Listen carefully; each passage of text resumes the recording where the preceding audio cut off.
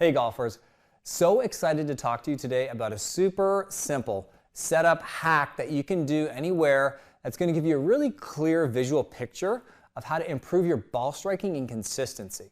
I've got a few props here, we're going to get into that in a second, but when I talk about consistency, a lot of times golfers will say they want to be more consistent. So I usually will ask them, well, what do you mean by that? Could you unpack that a little bit more for me, what you mean by consistency? And usually we'll hear terms like, well, I want to be able to compress the ball, or I'm hitting the ball thin a lot, or I'm hitting it fat a lot, or I'm having a left miss or a right miss. I just want my window of dispersion to tighten up, right? So those are all terms that you might have heard before. And they all come down to delivering the club face to impact on a relatively neutral path on a consistent basis. So sometimes if you're not set up to the ball properly, it's going to be almost an accident for you to hit a great shot. So if you're set up improperly, you're going to have to do a lot of compensations to get into a good position. Jack Nicklaus, one of the all-time best, said, it doesn't take any athletic ability to actually set up to the ball properly every time. And he's right, it doesn't. It does take some mobility and postural awareness though, and that's what we're going to get into. So when we're setting up to the ball, a lot of times if you're a right-handed golfer, and a lot of right-handed golfers are right-hand dominant, because most people are right-handed dominant. If you're setting up to an iron, say, and you've got that dominant arm or driver, it doesn't matter, and you take that arm and you want to reach out for the club and grab it, so this right arm is going to be a little more straight and this left arm is going to be a little more bent. You can see I'm really kind of grabbing the club with this hand. So this hand is kind of coming over top.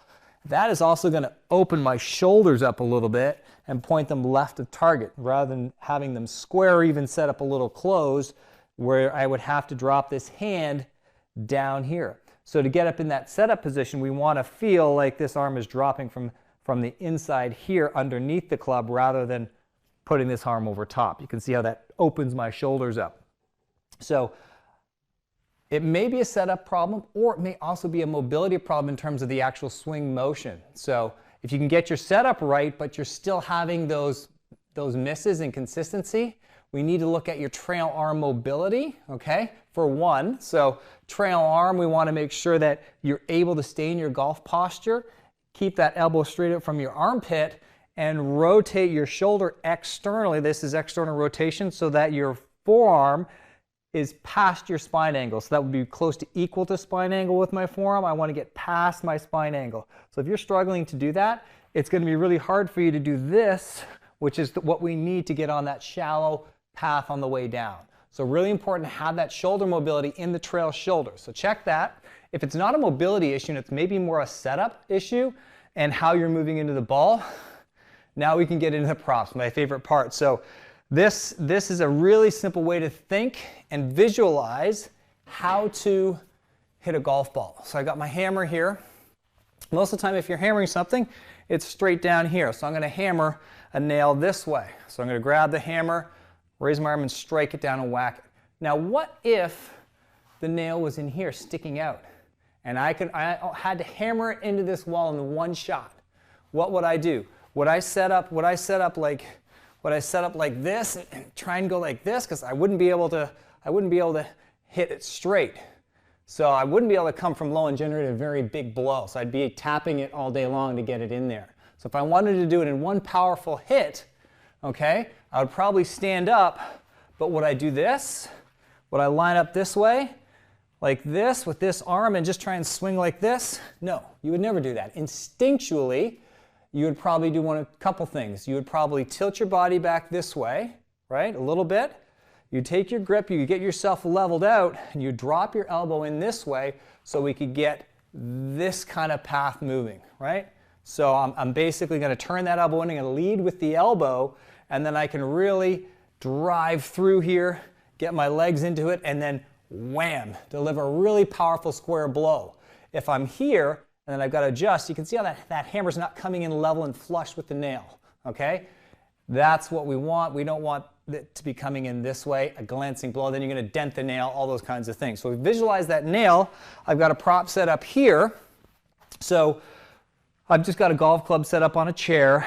I put a tee in the back and the butt end of the grip here to represent that nail. We can visualize that nail. So we're going to get into setup. You can take your hammer at home, and there's some differences though between a hammer and a golf club. Okay, so when I grip the hammer, I'm gripping straight in line with the object, with the part of the face that is going to strike the ball. So that's directly in line with the shaft. With a golf club, okay, the part that actually hits the ball would be out here. So it's not directly in line. So it's not this way. It would be like me trying to hit it this way because the face is out here. So if I hold the golf club this way, it doesn't quite feel right. But if I held the club this way, okay, now I can feel, because the end of the club that I would hit the ball or the hammer with is in line with the shaft. Now I can feel that smooth move here. Okay, so I'm going to get a feel of that in a second, but I'm going to take that hammer, come into this tee, have it set up on a chair, get into a good athletic posture, and if I was to try and hammer this straight into the butt end of the golf club in one shot, I'm not going to set up like this, because you can see that hammer is not going to be coming in square. I'm going to come in this way, get leveled out. You can see my shoulders are going to close a little bit, and then I'm going to keep my head steady back here and try and impact it here. You can do this really slow, this drill, and feel what it's like to come from the inside, do it super slow so that you can see that hammer hitting the nail flat and flush on the head. You can get a close-up view of that, and I put a golf ball even underneath the tee so I can visualize a nail sticking out of the back of that golf ball, and I'm coming in to impact this way. I'm opening my hips up and I'm getting that flush impact, sort of leading with the elbow, so that hammer is going to strike, boom, right in the back of the nail. Right? So once I've got that feeling, and I do that multiple times, then you can go back to your golf club. And again, I would even turn it this way to start, okay?